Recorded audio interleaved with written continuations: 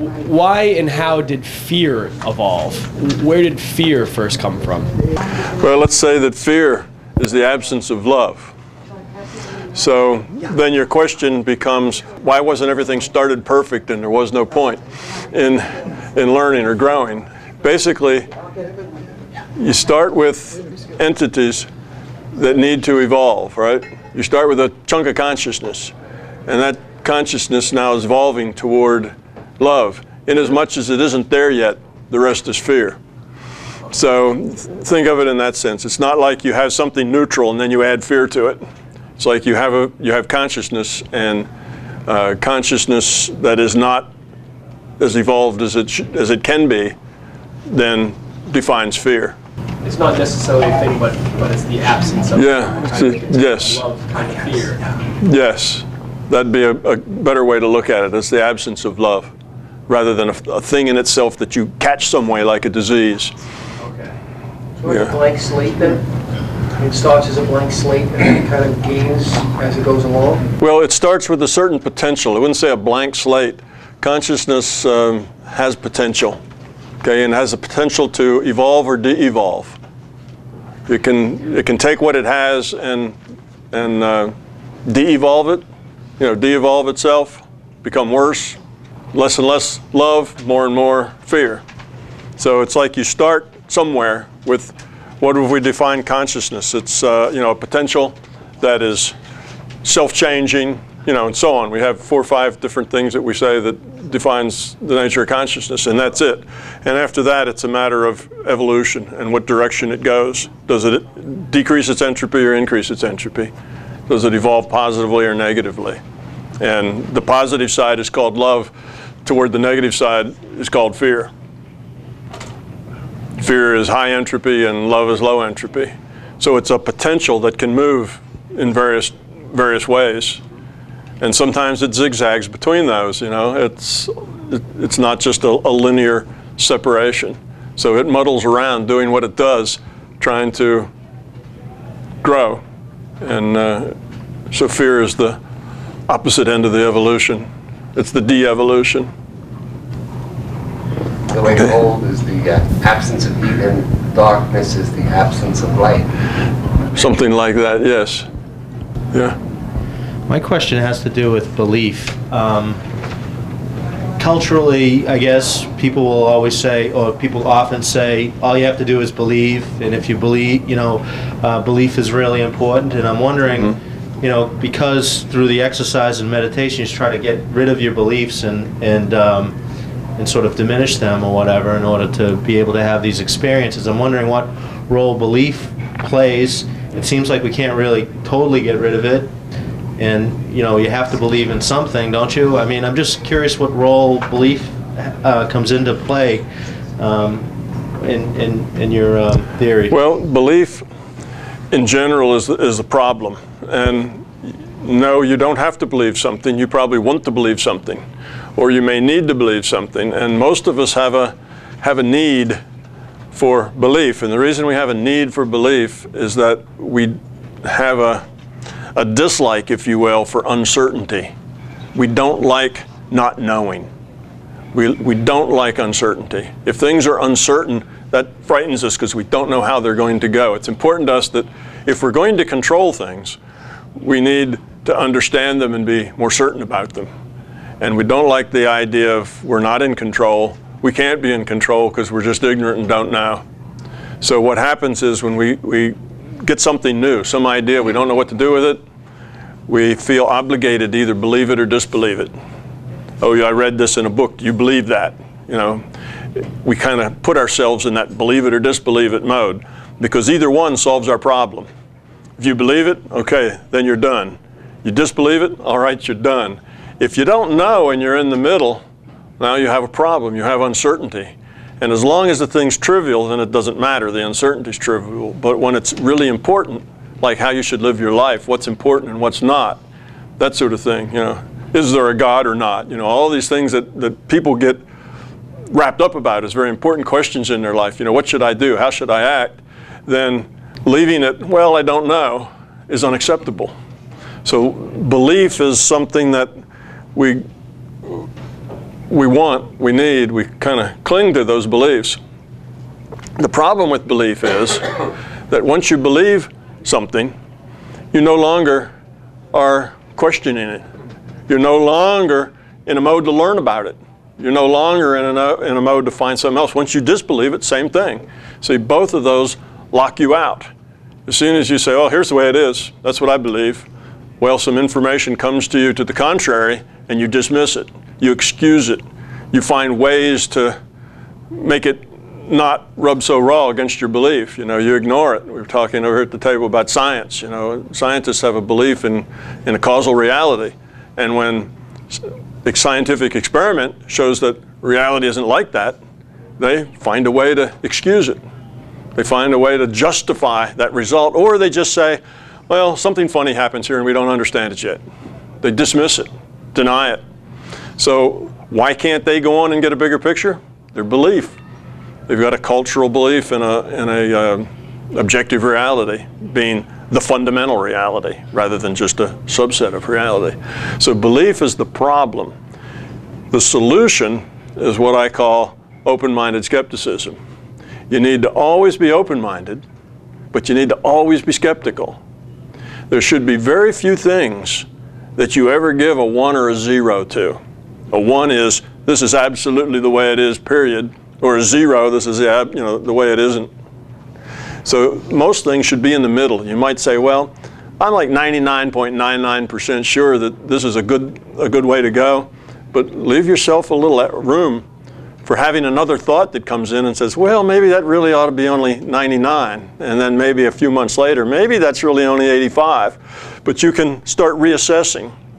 You should reassess everything that's important to you often so that you can change those probabilities. You probably won't go from a 99.99 to a 2, or a 5 or something in one step, but you may get there in a whole series of steps as data comes in, as long as you're skeptical.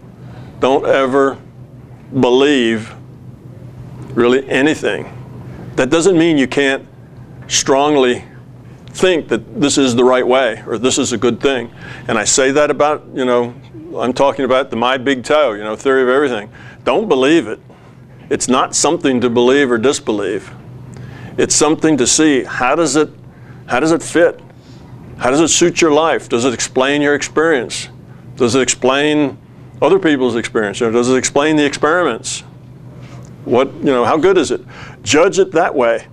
That's the same thing we said earlier, the very first question. We talked about, well, it doesn't really matter where the information comes from if it's useful. It really doesn't matter whether you believe it or not if it's useful, or where it comes from. Like Carlos Castaneda wrote a bunch of books about 20 years ago, and later there was a big discussion on whether or not he made it up or it was true. Real big to do about these books. Did he just make that up? It doesn't matter. If you read those books and got something useful out of it, it doesn't really matter whether he made it up or it actually happened to him. Did it come to him in a dream, or did it come to him in real life, or how did it come to him? It's like, who knows, but who cares? It's what's the value of it? But we need to be skeptical of it too. Just because he wrote it and he said that such and such was the way it happened, if you say, well, that's the way it is, and it always has to be that way, now you're lost as well. So both of those ends are non-productive. So as far as belief, no, you don't really have to believe in anything, but you do have to separate things as things that are more likely and things that are less likely. You just can't say, I don't know anything about anything and go through life without knowing anything. You have to say, these things I think are probable. These things I think are not probable, and be willing to swap and choose and reassess all the time. So yes, you have to be discriminating. You have to separate. It's not that if you don't have any beliefs, then you assume that you don't know anything and you wander through life like Diogenes looking for an honest man or something, because there is nothing there. It's not that you have to go through your life like that. Just be skeptical and be open-minded. But you can be pretty far. You can be a 99.99999 maybe if you're really kind of certain, but don't quite go to 1. Because when somebody tells you something that conflicts with that, you'll just blow it off if you've gone to 1. If not, you say, oh, new data I've not ever seen before. I better reevaluate this and maybe move my estimate down a little bit. In other words, you approach life like a scientist. Don't get emotionally committed to things. Just stay open-minded and stay skeptical. You know, that's one of the things I tell people usually at the end of my talks is don't believe what I've told you. If you walk away from this believing what I've said, or you walk away from this disbelieving what I said, neither one is real productive. Now, either one might be a little helpful if it kind of guides you to get more data, but if you leave it with a spark of an interest to want to find out, I've been successful. That's my mark of success, not that anybody believes it. I don't want people to do that. I want people to say, this might be important to me. This could be core to my existence and how I run my life and what I do, a practical sense, not just a theoretical sense of, oh, here's the theory of how the world works, but here's the way my life works. You know, what does this mean to me? And go use it and apply it and do it. And if it works, it works. If it doesn't, leave it alone. Go do something else. You know, that's the thing. Maybe you'll come back to it later and it'll work the next time. You know, so that's the way I would say approach life, not with belief, but with good judgment and open-mindedness and skepticism. You still have to make judgments. I mean, you have to. You meet people, you come right away to a judgment. Do you like them? Do you dislike them? You think they're going to steal your wallet, or they're going to do something nice for you, and you're making judgments all the time because you need to know, should you trust this? Should you not trust this? If I invest here, are they going to steal my money? You don't know. You don't have the information, right, to make a deductive analysis because you don't have the information. So what do? You guess. You use your intuition. You use everything that you know. You bring your knowledge to bear on it. And then you remain skeptical that you really know what you're doing. And then you remain open-minded to more facts. You go on with your life. And if it turns out that you were wrong, you learn a lesson. You're a little smarter now. You see, if it turns out that you're right, you've learned a lesson. You're a little smarter now. So some 50 years from now, you'll be really smart.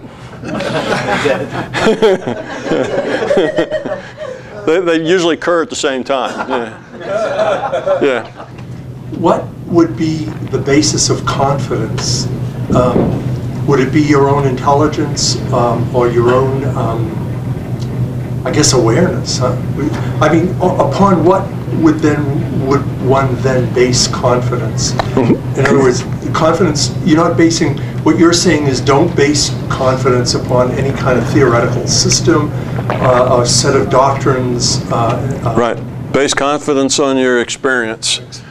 Base it on your experience. That's where the rubber meets the road. So if you work, say, within this theory of mine, and you try to get rid of fear and get rid of ego, and you make other more important, and you do this thing, and your life just gets more and more miserable, right? And everything goes to hell in a handbasket, and nothing works for you anymore. Quit. Give it up. Go the other way. So so you use experience. And you also can use other people's experience in a sense that they're doing things, and how do they react, and how do they react to you. In other words, you'll learn a lot about yourself in understanding how other people see you. So that's one way too. People who meditate, sometimes I said, go meditate for 3 months and it'll make a world of difference. And at the end of 3 months, it's like, well, I really don't notice anything different. And I say, well, go ask people that are close to you whether they notice anything different, and almost always they say, oh yeah, they say I'm a different person, but I didn't notice. So you get your data however you can get it, but your final judgment has to be your own experience. And it's just that experience tells us, if we look at all the various people and see what they accomplish, see the people who have done big things, and we see people who had integrity. We see people who were concerned with other. We see people that that matter to us, the people we like, the people we want to be near, and we find that these aren't people who are more and more self-centered. These are people who are less and less self-centered. These are the people that seem to have the ability to make good decisions, and so on. So just your experience, just having your eyes open. What do you know? That's your That's your criteria, not any theoretical, and not any theoretical thing. Yeah. Can you have two or more consciousness in one body? Can you have two or more consciousness in one body? Okay, and the second one is when you go to other realities, do you have a ready-made avatar there, or do you just manifest there and interact with the entities there? Okay, and the answer to all of them is all of the above, but let me be more specific. Yes, it is possible to have more than one consciousness, inhabit a body. It's probably possible to have one consciousness inhabit, more than one body, but that's rare. Okay, it doesn't happen a lot, but it can. You can even, almost anything's possible. When you talk about a virtual digital reality, there is so many degrees of freedom and so much that is possible that you almost never say, this is impossible. But there's some things that are a lot more likely and less likely than others. So yes, it is possible to have more than one consciousness in a body. What that's saying, again, the body's virtual. Okay? The body's virtual. The body isn't really anything but computation. Okay? The consciousness is what's real. So you can have more than, can you have more than one player playing your elf, in a virtual reality game? Well, you could, right? If you have one player and you could alternate, one guy could sit down at the desk with the mouse and play that guy for a while, and then another guy could come sit down at the desk with the mouse and play that guy for a while, and it'd be two different consciousnesses, if you will, playing that player, but it'd be sequentially. Or you could let that particular elf have two different people at the same time giving him directions, and that would make him very confused, because one might say stand up while the other one said sit down, right? And he may just fall over on the floor because he didn't know what to do. So then you'd have a lot of disability rather than two different kind of things going on at the same time. Everything is possible, pretty much, in this kind of a reality system. But those sorts of things are rare. They don't happen a lot. They happen in the margins, where you have that kind of thing going. And usually it's some sort of dysfunctional process that's happening in the larger reality system. And it's just expressing itself here in the non-physical system. So that was kind of question one. Yes, it's possible, but it's unlikely. But since there's, 7 billion people in the world, you can get a lot of people that fall into the category of unlikely. Even if you're out of 10 sigma and it's one in 50,000, well, that's 1 in every 50,000. You get 7 billion people, and that means you got a lot of 1 in 50,000 or 1 in 100,000 things happening. So, that's what I mean when I say it's rare. John Nash? Could be John Nash. Now, there's various things that can make a John Nash. John Nash was the star of the movie Beautiful Mind. The subject of the movie, I should say. He wasn't the actor. That was somebody, he had a schizophrenia that his reality just changed on him. He would be a professor in class, and the next minute he was in the war zone, doing something. His realities would change. Okay, that can be caused by him just getting a different data stream. In other words, he's not very securely plugged into this data stream. Sometimes it flops over into a different data stream, and he's not aware enough to make that stable. If he were more aware, he might be able to fix that problem, but it just happens. So it could be that, which means the source is outside of him. Another thing that could make a John Nash is brain chemistry. Again, your brain chemistry, your brain sets the constraints on what you can do. So if you have an unstable brain chemistry, then the way you interpret the data is very different. You get different things, and you can create data. Again, it's hard to, data's data.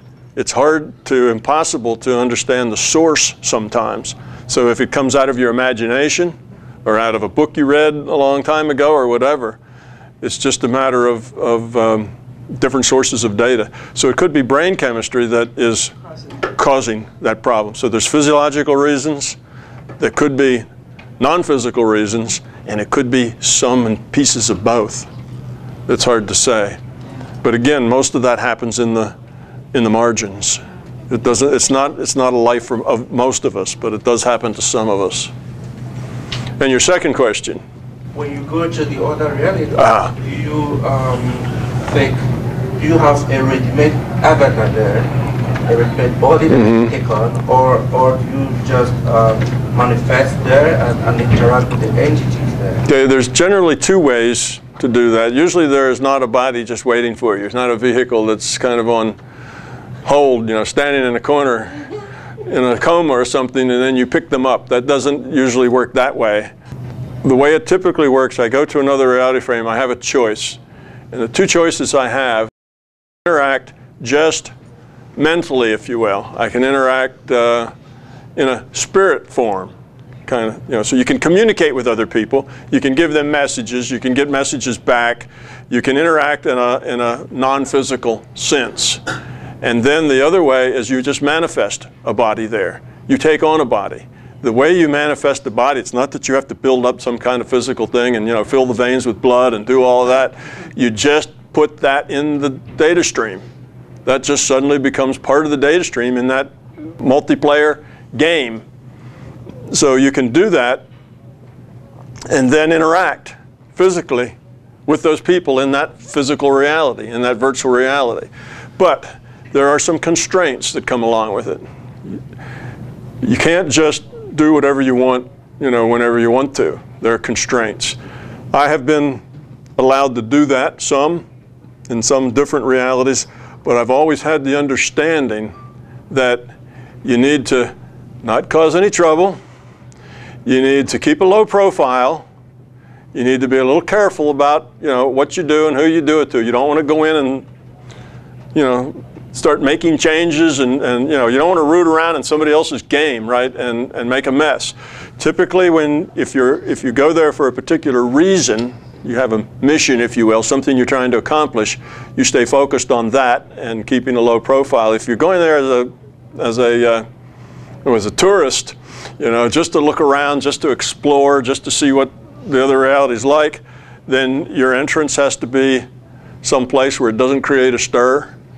You can't take stuff with you. You need to, you know, your exit needs to be someplace where it doesn't create a stir. And basically you kind of stay out of trouble and keep a low profile, and then that works. If you don't, if you're not a good player in the game, then your license to travel will be revoked. And the next time you go to, and you want to do that sort of thing, they'll say, no, you're not going there. You created a problem last time. So it is possible, and you can visit other reality frames, either just as a mental, you know, influence where you see and you hear. You can hear conversations. It's not that you just hear one person or something, but you can basically observe. You know, you're an invisible observer sort of thing. Or you can make a body, get into the game, but you have to obey the rules. There still is a system. And that system wants that reality to work and be functional as well as it wants this reality to work and be functional. So it doesn't like anybody, you know, messing up the game, making the reality dysfunctional. So that's the problem. So if I can do that there, can others do that here? Yes, of course. Others can come here and they can pick up a body if they want and stay for a while and leave and get around, or they can just kind of watch and see what's going on. Visit that way, but it's not something that's going to create much of a stir. It's kind of kept plausibly deniable, right, from the viewpoint of the locals. So it doesn't stand out. It's not something that it's going to be noticeable. Did that answer your question? Thank you very much. Yeah, you're welcome. Which made me think. I lived in an apartment once that actually did have ghost activity. And I, to this day, do not believe in ghosts. And I often wonder if what I experienced was just the memory of the house. But would you comment? Yeah, well, there are, you know, you have to define what is a ghost. What is anything? What is any part of your reality? It's data. It's information. Okay, and why do we get the things that we do? Well, there's several reasons. One, we're in a multiplayer game. So we get some of the stuff we do because of what others are doing, you know, and what's the cumulative result of all the others. So we have this environment that's kind of the game environment and the other people. And that gives us a certain amount of the data. But then we have our own time, sort of our alone time. And when we do, we get information from lots of sources. One, we get it from ourselves. Two, the larger consciousness system is still giving us information that it thinks will help us. Okay, now if you've seen some ghosts, hearing some noises or whatever causes you to maybe deal with a fear or look at reality in a different way, just like if you get a bunch of dead people around you suddenly just before the trade centers came down or whatever. These are eye-openers. These are things to make you say, reality's bigger. So those are personal kinds of things. It doesn't necessarily mean there are ghosts there. It just means that they're in your data stream. So they're in your reality. They may not be in anybody else's reality. Or if there's three of you there and it's kind of a communal experience, then they may be in the three of your reality. So it's not to see a ghost doesn't necessarily mean there is a ghost. It just means that there's a ghost in your reality frame. You see? So it's that sort of thing. Thank you. That's it's a little different. We have this idea that the world is objective, and when it's objective, if we see it, it means it's out there. Yeah. But there really is no out there. When we see it, it means that it's in here. It's data that we're getting. Now, is that part of a multiplayer sequence? Are there others that are involved with that? Well, it can be. It doesn't mean that it's just for you. There may be other players involved too. So it may be that these disturbances you see are for some other reason, that the data's there, that you pick up on it. Again, when you're in a virtual digital reality, it's very hard to make very specific reasons of why a particular thing that you observe. There's many ways that you can get an experience. And that's why we get to the point that trying to sort all that out becomes irrelevant. We just accept the experience. And was it a good experience? Did you learn something? Did it mean something to you? And if yes, we go on. If not, forget about it and let it go. That's better. Okay. Talk about, like she was talking about ghosts. Our house, one time my husband went to work and I was sick, so I was home. I locked the garage, I closed the garage door, closed the door from the garage to downstairs, so I was laying down there. I know the door was locked. Somebody opened the door. I was home by myself. So I thought it was him. Then I went out, looked, and the door was open. I closed it again, sat down, opened again. Like I hear like somebody click it. Mm-hmm. And then I lay down, and the next thing I saw this shadow on the wall, like human form. Mm-hmm. Shadow on the wall. I was gonna run, but something, I remember what my father said, you have to chase them away. So I said, look, I just stayed, and I was home by myself. I just stayed on the corner, and then the shadow was just going upstairs, like a man's shadow going upstairs, and I was following that shadow, and then it got straight to the living room area, and I opened the sliding door, and I just said, "This is my house. You don't live here." I'm sorry. It sounds kind of pubescent, but he said, "This is my house, you don't live here anymore, please leave." And it was like, it went right, the same shadow just went right up the ceiling like this, and just left. So I closed the door and I went outside. So I just wanted to get out of the house. So what does that mean? Because I really did saw the shadow. Right. You know, because you were talking about that, you know, about the ghost thing, and I never believed in it, and I always say that if I see a ghost, I will never go into that place again. But I did that. It looks like the person, whomever the person was, heard me, because instead of going, because they were supposed, they were trying to just walk towards the hallway, go into a master bedroom. But then when I started talking, it was like he went right back to the wall, to the ceiling, and just that shadow just disappeared. It happened because it was something that was valuable to you to happen. It did several things. It helped you get over the fear, this idea of if I saw something, I'd never live in the house and whatever, and then you find out, well, it's maybe not all that big a deal, and you know, my intent had an effect on it. Your intent was for it to go away, and it did, and it didn't really seem to be all that threatening, and reality is really a lot bigger than what you thought. So there was a lot of things gained there from that experience. Again, just like with the dog and then the black and white kitten.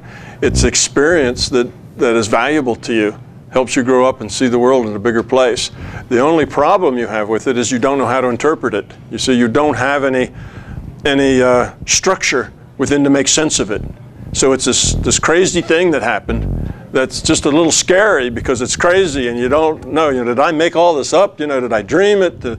So you get this problem of it being a scary thing, and the only reason it is that you don't have any context in which it makes sense, in which it's logical. Well, that's basically what the big toe does, is it brings you a structure in which those things make sense. Sure.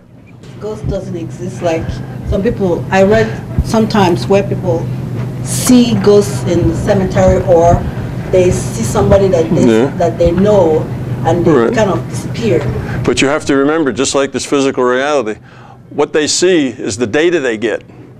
You see, it's not that we're physical beings seeing non-physical ghosts that somehow have physical light shining so we can see them. That's us overlaying our sense of an objective physical reality onto everything. So no, it was just data in your mind. That's what you get, and it was valuable to you. Now, that doesn't mean that other entities can't interact with you. They can. But again, they're then putting the data in your mind. So you don't have, we don't have this physical connection with the ghosts. It's just the connection's in here. Connection's all in your consciousness. Consciousness is the only active ingredient. All this physical stuff just gives it context. It gives it structure so we can interact with each other, and it gives it a rule set. But all the active ingredient, the only active ingredient is consciousness. And I point to the brain. It's not in there, but it's, it's consciousness. That is the only active ingredient we got. The rest of it is all filler and color and all the other ingredients that goes into things that isn't really what makes the difference. You talk and written a lot about this issue of growing up, and I've read a few things from psychologists about attributes of maturity. One psychologist said we need to be more emotionally independent. We need to be less passive and more giving. Could you give us some signposts of maturity or some sort of milestones along the way, so at least it would be easier for us to guide ourselves along that path? Okay, I can give you some idea about how to guide yourself along the path and how to get there. Many of the signposts you're going to get from doctors or from psychiatrists are going to be very culturally focused. You will find that a psychiatrist may indeed tell you that you need an ego. Ego is necessary. If you don't have an ego, people walk all over you and push you around. Well, that's not that you need ego. That means that you have a need for empowerment of self, right? That's not ego. Ego is about self. It's your needs, wants, and so on. Okay, how do you grow up? Is kind of the answer. How is it that you grow up, and how do you know that you're doing it? We've talked before and said that growing up is getting rid of fear, primarily. And fear expresses itself in terms of ego and beliefs, expectations. A lot of things kind of derive from fear, but fear is the key element. Now, fear is very hard to pinpoint because some of our fears are cultural fears. They're fears that live in our bones and sinew, but not in our intellect, so we don't really know them. It's hard to name them. It's hard to find them. It's the same thing with beliefs. A lot of our beliefs are like that. They're hard to name. They're hard to find. They're deep down in. They're so ingrained in us that they just seem obviously correct. We don't know that they're beliefs, So that leaves ego as the sort of the last of that threesome. Ego is not that subtle. I suggest that you find ego is the place to start, not beliefs and fear. Even though beliefs and fear may be a little more fundamental, ego is easier to spot. And you look for ego in all of your interactions with other people, even with your dogs and cats, you know, with everything.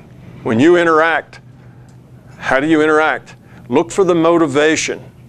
If you have a feeling, where's the motivation for that feeling? Where did that feeling come from? So there's literally 1,000 things a day that you have interactions with people, all sorts of people, people on the street, you know, people at your job, everywhere you interact with people. So you have hundreds of these feelings, interactions, things you do and say, ways you present yourself or extract yourself from situations, and start questioning, what's the motivation? What's the reason? In other words, what's the intent? What's the driver behind that? Why do you feel that way? You know, you feel anger, you feel despair, you feel looked over, you feel unappreciated, you feel any of these things. Or you do, you feel love, you feel joy, you know, all of it. Where does it come from? And you will find that most of the time you're feeling anger or disappointment or that sort of thing, that it's ego. It's about you. You're not getting what you want or what you expect. And that's the problem. It's, you know, kind of woe is me sort of thing. It's unfair. You deserve better, you know, and so on. It's about you. And another thing to look out for is in your conversations with people is one of your most favorite words that you use very often, I, me, my, mine, you know.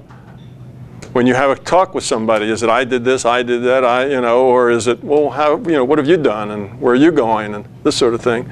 So you get a sense, just the little details of things like that of conversation. Look at them and see, are they coming from, what about me? You know, is that the center of it? Or is it coming from, what about you? Or what about, you know, some other thing? Or is it neutral? You know, what about the price of beans in Peoria? You know, it can be neutral too. Where does it come from? And you'll find, most people will find that ego is easily identifiable. Of course, your intellect will justify it. Well, of course I'm angry. I deserve to be angry. Look what they said to me, right? It's not whether you can justify it is the point. It's just whether or not you're angry. Nobody makes you angry. You have a choice to be angry or not angry, no matter what anybody else does to you. It's your choice, you see. So why did you make that choice? And then you'll find that the anger, the ego, will lead you back to, why did you make that choice? Well, I was afraid of if I didn't, such and such would happen, or they would do this. Now you're getting close to the fear, you see. So the ego will lead you to the belief or lead you to the fear. And that's where you start. Trying to work on the belief and the fear is hard work, difficult to dig out. The ego's right there in your face all the time. All you have to do is look for it, be aware of it. And everything you do, look at your reason why. What's your motivation? And if the motivation is you, about you getting what you want and need, you trying to manipulate the situation to be the way you want it, and other people not cooperating, not seeing the right way, which of course is the way that you'd like to have it, then that's just ego. Solve that problem by fixing yourself. And how do you know if you're successful? The number of times that you find ego as the source of your motivation starts to decrease. You start to pay more attention to other people and their needs, their wants and their desires, and your own starts to get less and less immediate and necessary to fulfill.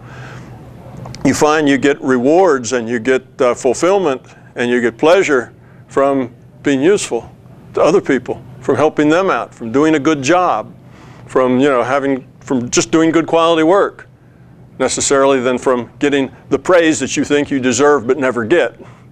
You see?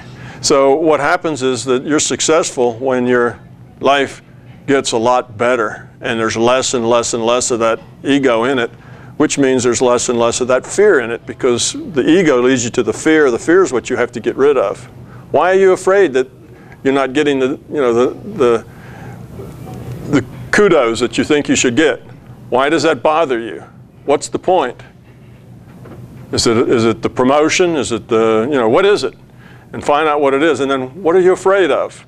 And once you find out what the fear is, then you can get rid of it by saying, oh, okay, I can accept the worst. What is the worst? What's the worst thing that can happen? Oh, well, maybe I'll never get that promotion. if the boss doesn't whatever. And you can think about it and say, well, what's so bad? You know, how would life be if that happened? You know, and then why do I really need that? And you may find out that the only reason you need it is because your ego wants it. You don't really need it at all, you know. It's fine without it. So then you find these things out, and as you offload all that junk and get rid of the fears, life gets good. So if you feel that, you know, if you, the way you know is that your life keeps getting better and the amount of ego you find when you look for it gets less and less. And you'll know it. It'll be very obvious to you, because when you start acting out of the right intent, out of the right motivations, everything works better. Suddenly, when you're not so worried about the boss missing all the brilliant work you do, he starts to notice. You see, part of the reason he doesn't notice is because you need him to notice so much. And why do you need him to notice so much? Because you have this fear. Well, it's all part of your feedback, right? So you get rid of the fear, you don't need the fear, then he can notice you. Because you don't need the fear that he doesn't notice you. You see what I mean? Your life just starts to get better in all sorts of ways that are not causal. You can't really see the connections, but it just starts to get better all over. And suddenly, when you don't fear it anymore, things start to happen that didn't happen before. And then you realize, oh, I was the one blocking all that. The reason I never got noticed is because I was so afraid of not getting noticed. You let it go and it starts to happen. I mean, that happens a lot of times. You know, people want to do out of body, and they just want to do it so bad, and they'll lie there and they just work, and they work at it so much that obviously they block themselves because they're trying so hard they want to do it. It doesn't do it, and then they say, oh, I can't do this, and then within a week it happens. You know, why? Because they let go of the fear of I can't do this. They just let the whole thing go. They let go of the ego that I need to do this. So your life will get better, rather dramatically, very noticeably. It won't be subtle. If it's subtle, then you're probably not making much progress. It should be pretty dramatic, pretty obvious. Okay, there's another question, the gentleman there in the green. I was wondering where like character or personality, or like what determines that, or what like determines preference or personality quirks, like okay, where that comes from? Well, you get several things going on, 3 things at least going on that make up personality. One is you have biology. Yes, personality does have roots in biology. Okay, and that biology has a certain amount of randomness in it, how it goes together.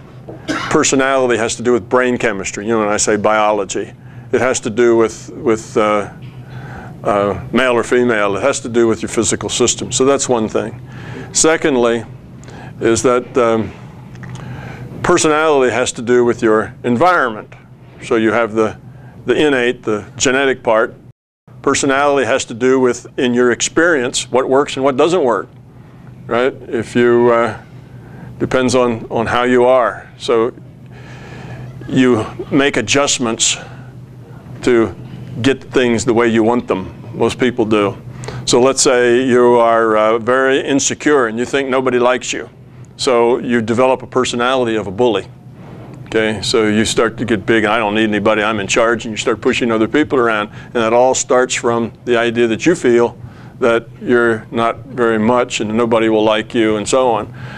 Or you can feel that nobody will like you and then you shrink and go off and become a shrinking violet and kind of hide in the corner all the time. You could have either one of those reactions depending on how the environment and your biology pushes you.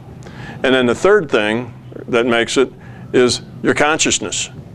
You start here, your consciousness, your physical body's like the avatar. Your consciousness is really you, and that consciousness has a history. That consciousness isn't just born the day that you are. That consciousness has been through many lifetimes and has accumulated a certain amount of fears, a certain amount of love and character and whatever, and you get a certain amount of that in your system too. That just, it's the way you come in. You come in with certain proclivities, certain attitudes, certain ways of being that's part of your personality. So those are the 3 things. The biology affects it, the environment affects it, and the quality of your consciousness affects it when you come in. So all those things work together in a, in their own ways and ends up with your personality and who you are. Okay, I guess I'm going to bring us back about 4 questions now. But okay. My question was dealing with the visiting of other PMRs and assuming a temporary body. My question was, is there, so you go to a PMR that's not really quite like ours. There may be, you know, like a humans like people there, but they may not speak the same language, or they may have a completely different society than we've learned to interact in. Would that be a problem? Would you not want to go to that place, or can you pull certain information from there and sort of get by to do your mission there? Well, I've never found that language was a problem, because you can always interact in a telepathic mode, you know, as the non-body, just the viewer. You can understand the language, they can understand your language, because it's really just thought. You're not using language, you're just using data. You're basically putting data in their data stream, put data in your data stream. That's how consciousness interacts. So you can kind of get above the language issue that way. The times that I've taken on a body someplace, language doesn't seem to be a problem either. It seems that comes already pre-wired and innate, you know, and the reason is that you're still doing that same thing. You're still sending data back and forth, even though now you're doing it in terms of language, you know, because again, right, we have virtual bodies, virtual lips, virtual air that makes virtual vibrations, you know, all of it's computed. So it's doable in the sense that if you're able to get into that data stream and you're allowed to do that, then it seems all that's taken care of. It's not really that you have to learn the language to interact. I don't know exactly, I haven't really investigated the mechanics of it, but it just, that works out. And your last part, what was your last part? There was another part of that question. Besides, think of another one real quick though.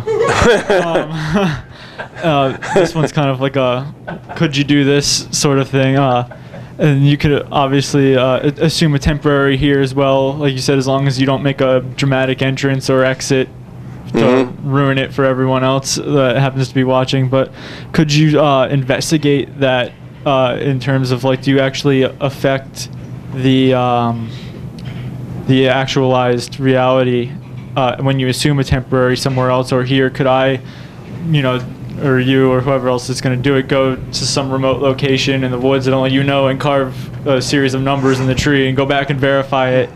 Be like, oh wow, yeah, I did that. Not with this though, you know. Would that be a method of checking? Well, you see, when you do things like that, you are using a belief that says that there really is a tree there, and when you carve your initials in it, you know, they're physically there. That's not necessarily the way it is. You know, if you're a visitor, then you're kind of unofficially there to observe and interact, and mostly it's an educational trip. Otherwise, it probably wouldn't be allowed. At least that's the sense I get. So you could do that sort of thing, but you may or may not find the initials there next time you go back, because it's really just all data, and you would only get the information that you're supposed to get that's going to help you. I don't know whether you would actually find them there or not to know that you were there. Basically, when I come and go, I feel like I leave a very minor impression behind that will dissipate in time. After a while, it goes to zero. In other words, yes, I may have interacted with 10 people. I may have even interacted closely with 10 people. But eventually, it all just fades and goes away. You know, it's nothing that's permanent, it's nothing that spreads, it's nothing that's invasive. It's an interaction, but it's local and damps out pretty quickly. So that's been the most part. Now, could you leave some kind of artifact there? You know, could you go in and carve up that tree and then have one of the locals come in and see that tree and find that there was carving on it? Perhaps. And it'd be just one of those weird things that they saw, and nobody'd know how that got there. And then somebody up make a story. Well, there used to be prehistoric, people lived in this area, or somebody snuck in here and did that and, didn't tell anybody. Whatever, some way to justify it and Sanskrit mantra. Yeah, some way. If it was let's say you put something in that was arcane that they didn't understand, then it would just be gibberish. oh, somebody come up here and hacked up a bunch of marks that didn't make any sense. You know, they wouldn't say, oh, that's Sanskrit on some other planet, some other universe. You know, it'd just be nonsense. So it doesn't really matter that much, you know. And again, trying to determine whether what you're doing is real or not isn't as important as is it useful or not. Okay, we get back to that. Now, it's nice to determine as much as you can whether or not things are real. And I suggest that everybody, I don't mean that you just shouldn't care. It's nice to do the evidential stuff, to do the healing, to do the remote viewing. You can even do the out-of-body just to prove to yourself, if you're now a left-brain person, right? You're a left-brain person, you need to prove things to yourself. It has to make sense. If you're a right-brain person, you already know. You don't need to prove anything. It comes intuitively and you just know it the way it is. But we left-brainers want proof, right? We want something to show that we're not imagining all of it, that it's really out there and not just in our imagination. And that's why you should do the healing, which is the easiest thing to do.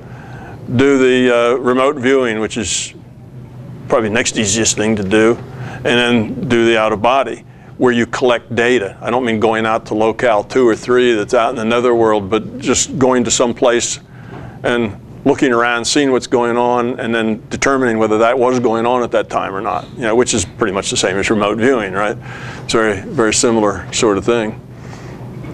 If you do that enough, if you do enough healing with your mind and those things, eventually you will get a sense of what is real and what's not. Just like you while talking with an entity. You know, if you do it over years, you'll get a sense, this is real, you know, because it's outside of me. I get this data. Most of the people I heal get well right after I healed them and other things. You get a sense of what's real and what's not and how it feels and how it's different. And when it doesn't work, you kind of know that too. And eventually, then you can apply that knowledge and experience to things that you can't get evidence. Because once you're out of this universe, I mean, what's the evidence, right? What kind of evidence can you get? You know, there is no evidence. But once you get to where you can know things that are real from things that are not, you get a confidence about, yeah, that was real. Because it fits just in like everything else that was real. Or, no, I think that was made up. You know, that was imaginary because it doesn't quite fit right with the other things. And I know it sounds, this is kind of real waffly and not too definite, but experience will let you be able to differentiate between the two. So I would say start out first doing healing, doing remote viewing, doing things you can check till you build up a confidence. Scientists do the same thing. It's really not an illogical thing to do. We don't, you know, we come to a conclusion that atoms have positive charge in the center, right? That was the Rutherford atom. And then they have the electric charge going around it, orbiting around it. Well, how did we come to that? We didn't look at every atom in the universe. Well, just because we looked at this 1,000th of 1% of the atoms and they were all like that, we say, well, they're all like that. All the rest of them are. We only looked at a tiny little percentage, but we just do that, right? Because it makes sense. Well, if these are, then why wouldn't, you know, if the hydrogen atoms here are like that, why wouldn't the hydrogen atoms some other place be like that? They're all going to be the same. So that's just an assumption. And we wave our hands at it and say, well, they're all like that. So we only measure a few. Well, this is the same way. You do a few measurements, few as far as all the experiences there are in the universe. You know, you do a few, but enough to gain confidence that you kind of know how things are, that then you can apply to things where you can't get any evidence at all. So that's the way I'd say that a left-brain person needs to work to it. If you're not a left-brain person, you don't have a problem. You don't need to prove anything to yourself anyway. You just get it, know it, understand it intuitively. Your problem is you can't explain it, even to yourself. Because you're a right-brain person, you don't do things in terms of, you know, rational process. You do things in terms of, it feels right. I just know it's right, you know, and I'm convinced of that because it feels right and it just has to be. And well, why? Explain to me why it has to be right. Well, they can't. That's not what right-brain people do. They just get the whole picture and they know. And they don't have to prove anything. They either know it or they don't. And sometimes they'll tell you they don't, or sometimes they'll tell you they're not sure, but they know what they know. They just don't know why they know it or how they know it. And left-brain people need logical process. So I'm a left-brain person. I started with logical process and worked my way out. but everybody doesn't need it. You know, and some people I'd say that to, and if I don't give the right brainers a kudo there, they come up and talk to me afterwards and say, you know, well, I don't need that logical process. I've never found that useful. You know, I really don't care. You know, I know this is the way it is. So you're a left brain person, then you probably are. You wouldn't have asked those questions. Then, yeah, start with healing, start with remote viewing until you build confidence that you are doing something outside of yourself. Build up some acquaintances with some non-physical beings, if you like, and see if you can't find that information that is evidential, things that you can go check. And then once you've gotten confident with that, just apply the same criteria, kind of undefined, the criteria that you will develop, you know, when you get that confidence. Just apply that same criteria to everything else and realize that it really is not that important, that it's where it comes from, where the source is only important whether the data is meaningful or not. Can we affect physical matter reality with our thoughts? Yes. Say, with the law of attraction, where I want someone to be healed and I just keep imagining that they are? Yes, you can affect reality with your thoughts. The way that works is that your intent, you are consciousness, you're not a physical body. Your consciousness, your intent will modify the probabilities of the future, of what happens. Okay, your intent modifies future probability. That's the mechanism. Why is that a mechanism? Because it's part of the feedback mechanism, right? We create our own reality. So the intentions we have, the intentions we send out, come back to us as what we get. It's part of the feedback. So if you have a lot of fear and ego and that crud, you get a lot of that back. You see, if you have a lot of love and caring, you get a lot of that back. So you create your own reality as a feedback mechanism for growing up. I mean, what could be better than that, right? You get what you are, gets sent right back at you. If you don't like it, change. You know, it's that sort of thing. So yes, you can. Thought, you can affect another person's life for the better? You can use thought to affect the probable future, for the better or for worse. So if you are a healer, then you can heal someone else's illness. But there's some caveats on that. One, they may not want to be healed. Their illness may be part of some lesson, something they're learning, an experience that they need, and they may rebuff your efforts to heal them. Two, if you're healing them because you're manipulating them, because you want them to do a certain thing or be a certain way, they may resist you because they don't like your interference. Three, you don't have to heal, you can hurt. This is just consciousness, it's the way it works. You can be not just a healing master, but you can be what, a voodoo master or something else. You can send bad energy, you can take away a person's headache, you can give someone a headache. You can create ideas and attitudes in other people's minds. There's all sorts of things you can do. But if you do that because you're manipulating, because you're trying to make the world the way you want it, eventually you find that it either backfires on you or becomes less and less an ability. Because it's not about you fixing the world in your own vision. If you're caring about another person, if you're caring about, you know, them and what they're doing, and whether you can help them out or be of use to them, then it tends to build and grow and you get better at it. So that's kind of typically the way it is. So you just can't do anything you want, but you can bias the probabilities in a direction, and it is more successful when you're doing that not for your own personal, you know, I want it that way, but because it's a better thing to do, because you care about people. But anybody can do it, and you can do it for the wrong reasons. This what is it you call it, the law of attraction? You know, the law of attraction seems in a large part, well, at least part of it anyway, is very ego-based. You want a prettier girlfriend, you know, you want to drive a Mercedes-Benz, well, just put it in your mind, you know, you want more money, and they get people to get interested in it by appealing to their egos. And I think they hopefully then would want them to let that go and get into it on a deeper or more spiritual level, but if not, it's not going to do them any good. They're not going to grow any. Getting stuff you want is not growing up. You know, it's no value to them. Even if you get what you want, it's not growing up. It might be a lesson because, you know, it's like people who think, gee, if they just had a little more money, they'd be so happy. You know, and then they find out if they get more money, they're any happier than they were before. You know, look at the people who win sweepstakes and things. How many of them are all suddenly happy and life is perfect for them? You know, very, very few. And those are ones probably life was really good and pretty happy for them before they won any money. You see, it's not like that. So it's kind of meaningless in that sense. If it's just a matter of ego and getting what you want, it's useless. It doesn't help. It doesn't help you. It just puts you in a different situation. But you can program reality. You're not programming it. You're modifying it because of the feedback connection that consciousness has built into it. And they say you're programming the universe. There's nothing to do with the universe. It's an artifact of consciousness. It's the way consciousness works. It's how you heal somebody, is you use your mind, and you do that with intent. And if you want to know some technique about how to go about it, go look at the Calgary lecture on Sunday and look at the whole Sunday lecture. I talk about those sorts of things. So you'll find it there.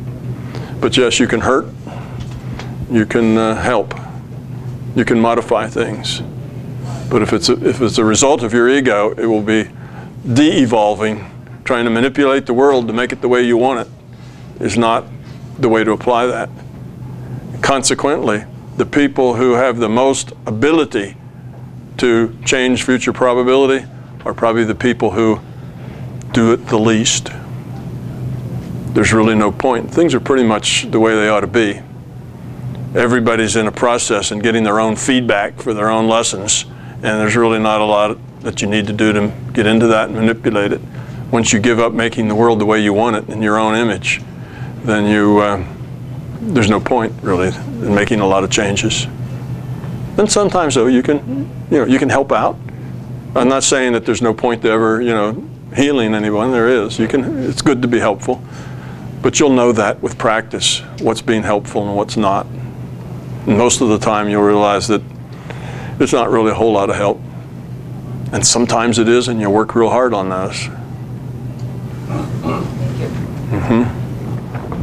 Does Om really care whether something is actualized or not actualized? Like you've got the actualized database and all the things that didn't happen trailing along with it. Mm-hmm. Isn't the unactualized just as valuable to Om as the actualized?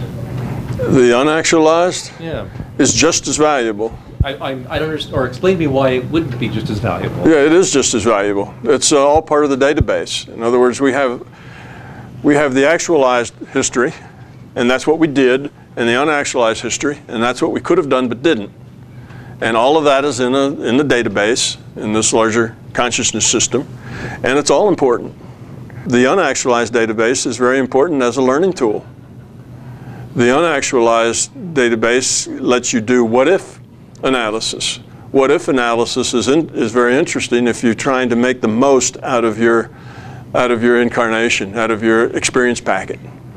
When you go to have another experience packet, what happens is that first you need to make the most out of the one you had, and often you will be assisted in that by some other being, some other artifact of the larger consciousness system.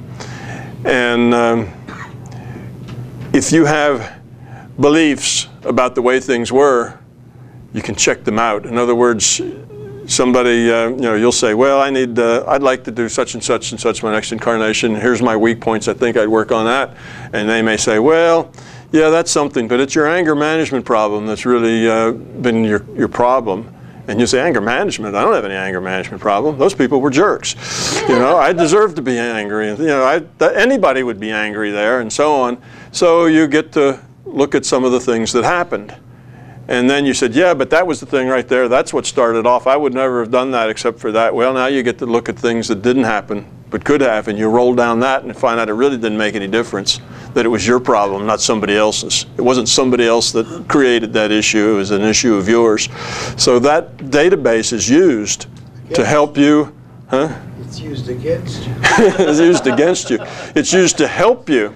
It's used to help you see the bigger picture of all the possibilities and how they might have gone if you did this or you did that. You know, it's a very valuable way of looking and optimizing what you learn from a given experience packet.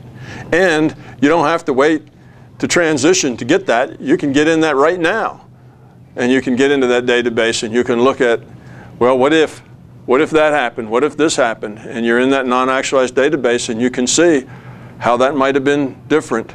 And many of the times, the things that you think are critical events that really made a big difference, you find out really they're not that critical. And even though that's what triggered this important thing, had that not triggered it, something else would have just the same, because that was, you know, that was kind of on your path to experience, or that's the way you were, and it's going to turn out similar like that again. You find out it's you, it's not the environment that ends up, you know, you are the way you are because of you, not because of all the other people and what they did to you, for the most part.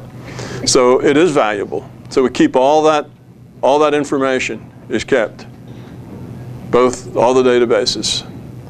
Is the research tool aspect the primary purpose for individual FWOWs, or is its primary purpose part of Ulm's purpose of exploring what could happen? Well, both. It's obvious if you keep track of all the data that you can kind of track what the, you know, what all of the results would have been, right? Everything that could have happened, you can kind of track. It gives you a better understanding of the individuals and the people and the process and the game.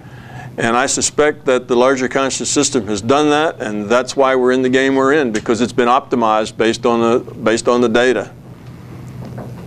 So is becoming love something that Ulm is sort of given us to do, whereas the primary purpose of the universe is for Ulm to explore voids and explore experiences? Well, you know, it's evolution. We exist, and then we have an opportunity to evolve.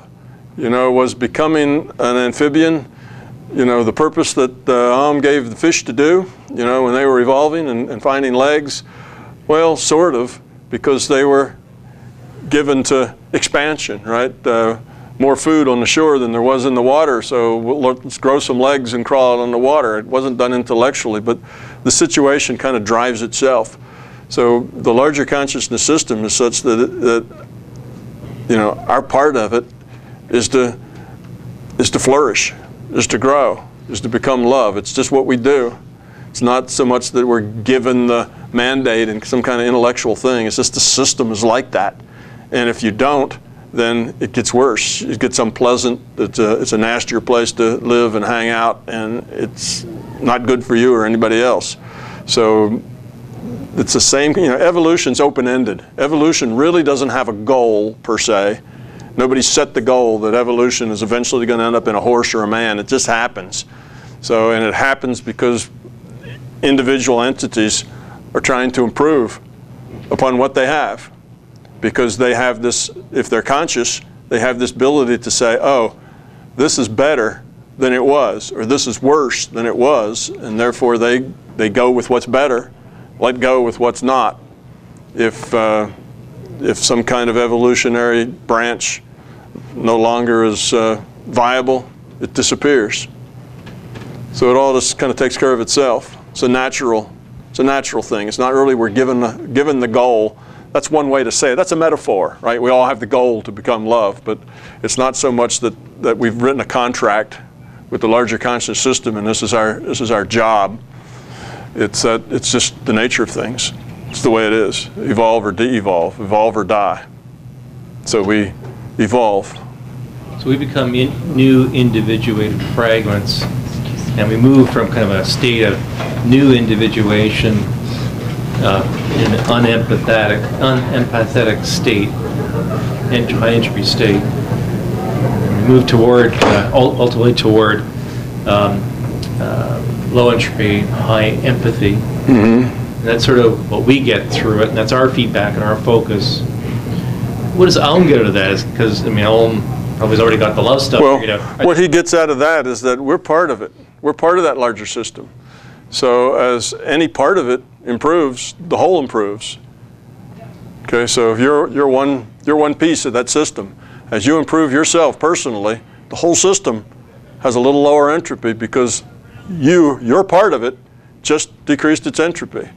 So again, if you put it in this sense of, you know, you have the larger conscious system, Om over here and us here, and how do we, you know, what does he get out of what we do kind of thing, that's because you've broken it into pieces, independent pieces, and it's not like that. It's all one thing. So as you grow up a bit, the whole system gets enlightened a bit. And it's all those little bits together that makes it go. So we're it. Trying to figure out Ohm's motivation or feedback. So Ohm is getting bigger, more fragments, and these fragments are becoming more balanced between individuation and integration with the whole. Right. So the viewpoint there, what does he get out of it? His viewpoint is Ohm is evolving. Ohm is the larger conscious system, in case you're wondering about that, is evolving. It's doing the same thing we are. It's just on a different level at a different scale. But it's evolving too. And it's lowering its entropy, and we are part of its strategy for doing that. So it does what it does on its own level. You know, it's not something we can probably comprehend on the, you know, at that level, but it's just a system that's in the process of evolving. And in that process, it found that it could evolve better if it had a lot of pieces that were also working on evolution. And part of that logic is that pieces tend to evolve quicker and should we say, you grow more quicker at the beginning than you do at the end. That's why many pieces works well. For instance, if you have a child of 3 or a child of 2, look how much they learn in a year. I mean, a child of 2 and a child of 3 are like 2 different animals altogether, right? That's just a year. They learn in the beginning. You learn very, very, very quickly. Then it kind of tapers off and gets kind of asymptotic. You know, what you learned when you were 50 and what you learned when you were 51, just a little increment maybe. You know, it's not quite the same. So you take fragments of consciousness, put them in this kind of an interactive virtual reality, and oh, you get a lot of progress as opposed to just one thing, the larger consciousness system, no fragments, just it. Thinking, you know, what am I going to do today? You know, and how am I going to prove? And it goes a little bit, and then it gets asymptotic and whatever. But once you break in all these pieces, all this novelty, all the different combinations and possibilities you couldn't imagine. There's a tremendous amount of novelty and ways of interacting, and all of it learns fast compared to the whole. So it's a strategy. We're part of the larger conscious system strategy to evolve itself. That's, you know, so we have to see ourselves as just a piece of the whole thing, not something separate. It's not us and it. It's us all together, and we're a piece of it. So, and I don't know exactly what Am does all day at the office. You know, that's kind of outside of our imagination to imagine at that level what evolution feels like. It's hard enough to imagine at this level what evolution feels like, but it's just part of a larger system that's still in the process. That's why you come to the conclusion that you're never done. You know, some people will say, and Buddhism gets into this sometimes, that, you know, they get to the point that I'm done, right? You become enlightened, and once you're enlightened, you know everything and you're done. Well, it doesn't work like that. You're never done. Why are you not done? You're part of a larger conscious system that's still evolving. The target's constantly moving. You graduate. Huh? Is that equivalent to graduation? Yeah, you can graduate from various things, but you're not done. You just get new challenges in different, in different ways. So that's the process. You're part of an open-ended, evolving thing that you hope is never done, right? Because done means death. Done means doesn't work anymore. So it's become static.